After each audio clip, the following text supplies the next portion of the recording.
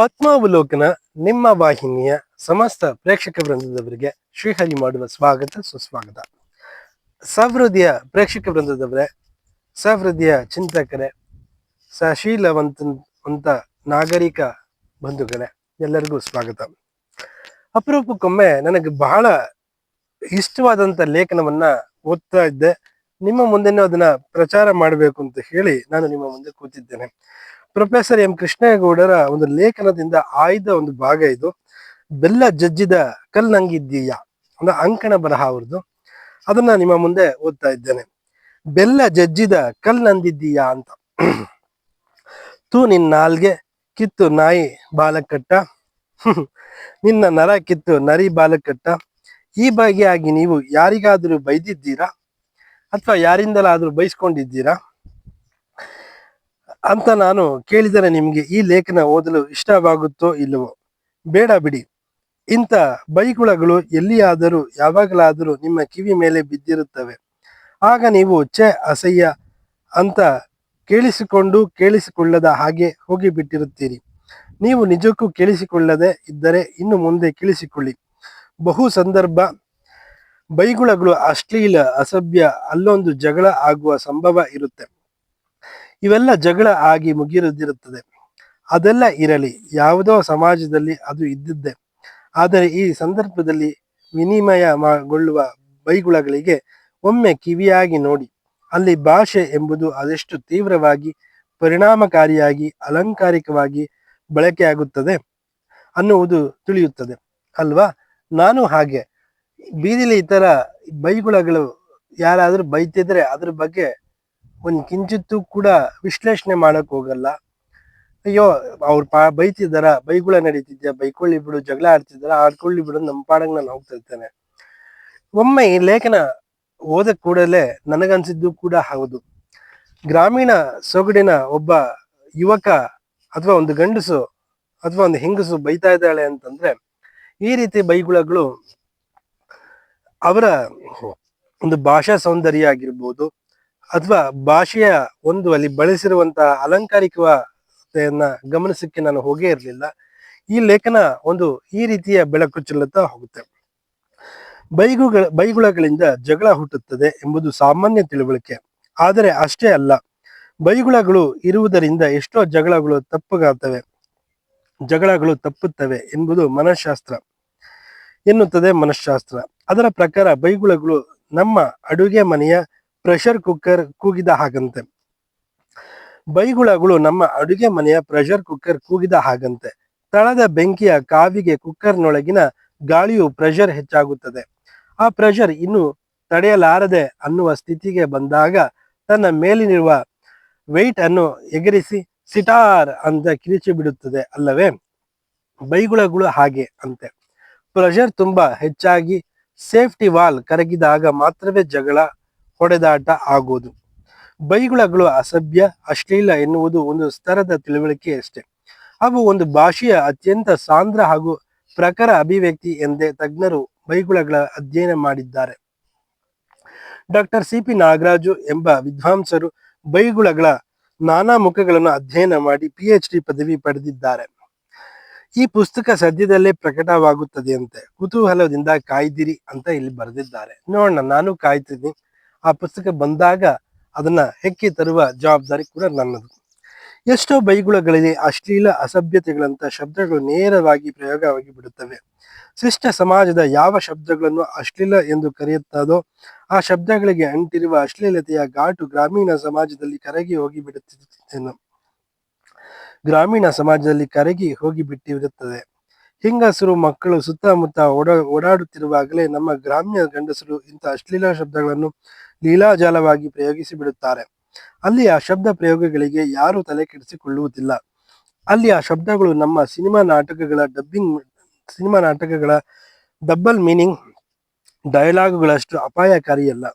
ಅಶ್ಲೀಲ ಶಬ್ದಗಳು ನಾಲಿಗೆಯಲ್ಲಿ ಜಾರಿ ಗಾಳಿಗೆ ಹಾರಿ ಹೋಗುತ್ತದೆ. ಡಬಲ್ ಮೀನಿಂಗ್ಗಳು ಮನಸ್ಸಿನಲ್ಲೇ ಉಳಿದು ಹೊಲಸು ಮಾಡುತ್ತದೆ. ಈ ಅಂಕಣದಲ್ಲಿ ಅಶ್ಲೀಲ ಶಬ್ದಗಳನ್ನು ಬಳಸುವುದಕ್ಕೆ ನಿಮ್ಮಿಂದ ರಹದಾರಿ ಪಡೆಯಲಕ್ಕಾಗಿ ಇಷ್ಟೆಲ್ಲ ಪೀಠಿಕೆ ಬರೆದಿದ್ದೇನೆಂದು ಭಾವಿಸಬೇಡಿ. ಇಲ್ಲಿ ನಾನು ಹೇಳುವುದಕ್ಕೆ ಹೊರಟಿರುವುದು ಅಶ್ಲೀಲವಲ್ಲ, ಕೇವಲ ವಿನೋದದ ಉದ್ದೇಶದಿಂದ ಬಳಕೆಯಾಗುವ ಬೈಗುಳಗಳ ಬಗ್ಗೆ ಮಾತ್ರ. ಇಬ್ಬರು ವ್ಯಕ್ತಿಗಳ ನಡುವೆ ಪ್ರೀತಿ ಇರುವಾಗಲೇ ಅವರ ಮಾತುಗಳ ಮಧ್ಯೆ ಇಂಥ ವಿನೋದದ ಬೈಗುಳಗಳು ತೋರಿಕೊಂಡಿರುತ್ತವೆ. ಹಾಗೆಂದ ಮಾತ್ರಕ್ಕೆ ಆ ಮಾತುಗಳಲ್ಲಿ ನಿಂದನೆಯ ಅಂಶ ಇಲ್ಲವೇ ಇಲ್ಲವೆಂಬುದಲ್ಲ. ಆ ನಿಂದನೆಯ ಮಧ್ಯದಲ್ಲೇ ಈ ಇಬ್ಬರು ವ್ಯಕ್ತಿಗಳ ನಡುವೆ ಒಂದು ಸಲಿಗೆ ಇರುತ್ತದೆ ಮತ್ತು ಆ ಸಲಿಗೆಯ ಇಂಥ ಪರಸ್ಪರ ವಿನೋದದ ನಿಂದನೆ ಲೈಸೆನ್ಸ್ ಕೊಟ್ಟಿರುತ್ತದೆ. ಈ ಲೇಖನದ ಆರಂಭದಲ್ಲಿ ಬಳಸಿರುವ 2 ಬೈಗುಳಗಳು ಈ ಸಲಿಗೆಯ ಮಧ್ಯದ ಮಾತುಗಳಷ್ಟೇ. ಯಾಕೋಲೆ ನನ್ನ ಮಗನೇ, ಯಾಕಿಂದಿದ್ದೀಯಾ? ಒಳ್ಳೆ ಗೂಡಲ್ಲಿ ಕೂತಿರೋ ಗೂಬೆ ಹಂಗಿದ್ದೀಯಾ? ಒಳ್ಳೆ ಗೂಡಲ್ಲಿ ಕೂತಿರೋ ಗೂಬೆ ಹಂಗಿದ್ದೀಯಾ? ನೀರ್ ಮುಗಿದ್ ನಾಯಿ ಹಂಗಿದ್ದೀಯಾ? ನೀರ್ ಮುಳುಗಿದ್ ನಾಯಿ ಹೆಂಗಿದ್ದೀಯಾ? ಕಾವಿ ಕೋಳಿ ಹಂಗೆ ಜೂಗುಡುತ್ತಾ ಇದ್ದೀಯಾ? ಬೆಲ್ಲ ಜಜ್ಜಿದ ಗುಂಡ್ಕಲ್ ನಂಗ್ ಕೂತಿದ್ದೀಯಾ? ಇದ್ ನನ್ನ ಹಂಗಾಗಿದ್ದೀಯಾ? ಕಕ್ಕೆಕಾಯಿ ತಿಂದ ನರಿ ಹೆಂಗಿದ್ದೀಯಾ? ಕಕ್ಕೆಕಾಯಿ ತಿಂದ ನರಿ ಹೆಂಗಿದ್ದೀಯಾ? ಇದು ಗ್ರಾಮೀಣ ಬೈಗುಳಗಳ ಮಾತುಗಳು. ಇಲ್ಲಿರುವ ಬೈಗುಳಗಳನ್ನು ಗಮನಿಸಿ. ಅನಕ್ಷರಸ್ಥನ ಅನುಭವದ ಪ್ರಪಂಚ, ಅವನ ಮಾತುಗಳ ಚಿತ್ರಕ ಶಕ್ತಿ ಅದೆಷ್ಟು ರೋಚಕ ಅನಿಸುತ್ತದೆವಲ್ವಾ? ಕರೆಂಟು ಹೊಡೆದ ಕಾಗೆ ಹಂಗಿದ್ದೀಯಾ ಅನ್ನುವುದು ಇತ್ತೀಚಿನ ಯಾರೋ ಪ್ರತಿಭಾವಂತರು ಚಲಾವಣೆ ಮಾಡಿರುವ ಇದೇ ಜಾತಿಯ ಅಭಿವ್ಯಕ್ತಿ.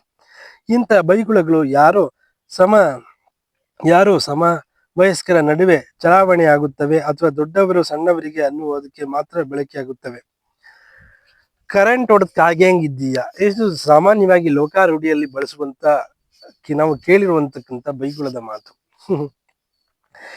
ಹಿಂಗೆ ಆಡ್ತಿರೋ ನನ್ನ ಮಗನೇ, ನಿನ್ ನಾಲ್ಗೆ ಕಿತ್ತು ಕೈಗೆ ಕೊಡ್ತೀನಿ, ನಿನ್ ಕಾಲ್ ಮುರಿದು ಕೈಗೆ ಕೊಡ್ತೀನಿ, ನಿನ್ ಕಣ್ ಕಿತ್ತು ಕೈಗೆ ಕೊಡ್ತೀನಿ. ಎಷ್ಟು ಸೊಗಸಾಗಿ ಬಂದಿದೆ. ಹೀಗೆ ಬೈಯುವಾಗ ಅವರ ದೇಹದ ಯಾವ ಯಾವ ಭಾಗಗಳನ್ನು ಕಿತ್ತು ಅವನ ಕೈಗೆ ಕೊಡುವ ಪ್ರಸ್ತಾವ ಇದೆ ನೋಡಿ. ಬೈಗುಳಗಳನ್ನು ಹೆಚ್ಚಾಗಿ ಬಳಸುವವರು ಗ್ರಾಮ್ಯ ಹೆಣ್ಣು ಮಕ್ಕಳೇ ಎಂದು ಒಂದು ಅಧ್ಯಯನ ಹೇಳುತ್ತದೆ. ಇದಕ್ಕೆ ಕಾರಣ ಆಕೆಯ ಅಸಹಾಯಕತೆ ಮತ್ತು ವಾಚಾಳತ್ವ ಎನ್ನುತ್ತಾರೆ. ನಮ್ಮ ಹಳ್ಳಿಗಳಲ್ಲಿ ಕೋಳಿ ಸಾಕುವವರು ಸಾಮಾನ್ಯವಾಗಿ ಹೆಣ್ಣು ಮಕ್ಕಳೇ. ಕೋಳಿ ಫಾರಂ ನಡೆಸುವವರಲ್ಲ ನಾ ಹೇಳ್ತಾ ಇರೋದು. ನಮ್ಮ ಕೈ ಖರ್ಚಿಗೆ ನಂಟರು ಇಷ್ಟರನ್ನು ಬಾವುಂಚು ಅಂದ್ರೆ ಉಪಚರಿಸುವುದಕ್ಕಾಗಿ ಹೆಣ್ಣು ಮಕ್ಕಳು ಕೋಳಿ ಸಾಕುತ್ತಾರೆ. ಒಮ್ಮೊಮ್ಮೆ ಇನ್ಯಾರೋ ಬಾಡು ಮಕ್ಕಳು ಆ ಕೋಳಿಗಳಲ್ಲಿ ಒಂದನ್ನು ಮುರಕೊಂಡು ಕದ್ದು ಕೊಯ್ದುಕೊಂಡು ಹೋಗಿಬಿಡುತ್ತಾರೆ. ಈ ಸಂದರ್ಭದಲ್ಲಿ ನಮ್ಮ ಹೆಣ್ಣು ಮಕ್ಕಳ ಬಾಯಲ್ಲಿ ಓತ ಪ್ರೇತವಾಗಿ ಹರಿಯುವ ಆ ಬೈಗುಳ ಪ್ರವಾಹಕ್ಕೆ ಅಣೆಕಟ್ಟೆ ಇಲ್ಲ. ಕೋಳಿ ಮುರಕೊಂಡವರು ಕನಿಷ್ಠ ಮಾನಸ್ಥರಾಗಿದ್ದರೂ ಇನ್ನು ಮುಂದೆ ಆ ಕೆಟ್ಟ ಚಾಳಿಯನ್ನು ಬಿಟ್ಟು ಬಿಡಬೇಕು. ಆ ಬೈಗುಳಗಳನ್ನು ಹಾಡು ಹೊಂದಿದೆ ನಮ್ಮ ಕಡೆಯಲ್ಲಿ. ಅಷ್ಟು ದಿನದಿಂದ ಸಾಕಿದ್ನಲ್ಲೋ ಚಂದದ ಕೋಳಿಯ, ಅಷ್ಟು ದಿನದಿಂದ ಸಾಕಿದ್ನಲ್ಲೋ ಚಂದದ ಕೋಳಿಯ, ಅವರ ನನ್ನ ಮಕ್ಕಳು ಮುರ್ಕೊಂಡು ಹೋದ್ರಲ್ಲೋ ಮೊಟ್ಟೆ ಕೋಳಿಯ, ಅವ್ರ ನನ್ನ ಮಕ್ಕಳು ತಿನ್ನ ಮರ್ಕೊಂಡೋದ್ಲೋ ಮೊಟ್ಟೆ ಕೋಳಿಯ, ಮುರ್ಕೊಂಡೋದ್ರಲ್ಲೋ ಮೊಟ್ಟೆ ಕೋಳಿಯ. ಒಂದು ಸಲ ನಮ್ಮ ಹಳ್ಳಿಯಲ್ಲಿ ಒಬ್ಬ ಹೆಣ್ಣು ಮಗಳು ಯಾರನ್ನೋ ನಿಂದಿಸುತ್ತಿದ್ದ ಬೈಗುಳಗಳನ್ನು ಕೇಳಿದೆ. ನಿನ್ನ ಹಂಡ ಹೊಟ್ಟೆ ಮ್ಯಾಲ್ ನನ್ನ ಹಳೆ ಬಟ್ಟೆ ಒಗಿಯ, ನಿನ್ ಎದೆ ಮ್ಯಾಲ್ ನನ್ನ ಎಡಗಾಲ್ ತೊಳಿಯ, ನಿನ್ನ ಬೆನ್ನ ಮೇಲೆ ನನ್ನ ಬಲಗಾಲ್ ತೊಳಿಯ, ನಿನ್ ಮೂಗನ ಹೊಳ್ಳೆಯ 2 ಮೆಣಸಿನಕಾಯಿ ಇಕ್ಕ, ನಿನ್ ಕಣ್ಣಿಗೆ ಖಾರ ಇಕ್ಕ, ನಿನ್ ಕಣ್ಣಿಗೆ ಖಾರ ಇಕ್ಕ. ಆಶ್ಚರ್ಯ ಎಂದರೆ ಹೀಗೆ ಉಗಿದು ಉಪ್ಪಾಗ್ತಾ ಇದ್ದ ಹೆಂಗಸು ಬಯಸಿಕೊಂಡು ಬೆಂದಿದ್ದ ಗಂಡಸು ನಗುತ್ತಲೇ ಇದ್ದರು. ಅವಳ ಮಾತಿನ ಪ್ರಾಸಾನುಪ್ರಾಸಗಳು, ಅಲಂಕಾರಿಕ ಗುಣ ಇವು ಸವಿಯಬೇಕಾದದ್ದೇ ಅಲ್ಲವೇ? ನಮ್ಮ ದೊಂಬಿದಾಸರು ಹಾಡುವ ಗಂಗೆ ಗೌರಿಯ ಜಗಳಗಳಲ್ಲಿ ಗಂಗೆ ಗೌರಿಯರ ಪರಸ್ಪರ ನಿಂದೆ ಹಾಡಾಗಿ ಹರಿಯುತ್ತದೆ. ನಿನ್ ತಲೆ ಕಿತ್ತು ನಿನ್ನ ತಲೆ ಬೋಳ್ಸ, ನಿನ್ ತಲೆ ಕಿತ್ತು ನಿನ್ನ ತಲೆ ಬೋಳ್ಸ, ನಿನ್ನದೇ ಮ್ಯಾಲ್ ನನ್ನ ಬಳೆ ನರ್ಕ, ನಿನ್ನದೇ ಮ್ಯಾಲ್ ನನ್ನ ಬಳೆ ನರ್ಕ, ನಿನ್ನಣೆ ಹುತ್ತಕ್ಕೆ ತುಂಬ, ನಿನ್ನ ಹಣೆ ಹುತ್ತಕ್ಕೆ ತುಂಬ, ನಿನ್ನ ಮಾರಿ ಆಹುತಿ ಕೊಡ, ನಿನ್ನ ಮಾರಿ ಆಹುತಿ ಕೊಡ, ನೀನೋದ್ ತಾವು ಒಂದು ಹಾವು ಕಡಿಯ, ನೀನೋದ್ ತಾವ ಒಂದು ಹಾವು ಕಡಿಯ, ಬಂದ ತಾವು ಬಂದು ಚೇಳು ಕಡಿಯ, ಬಂದ ತಾವು ಬಂದು ಚೇಳು ಕಡಿಯ.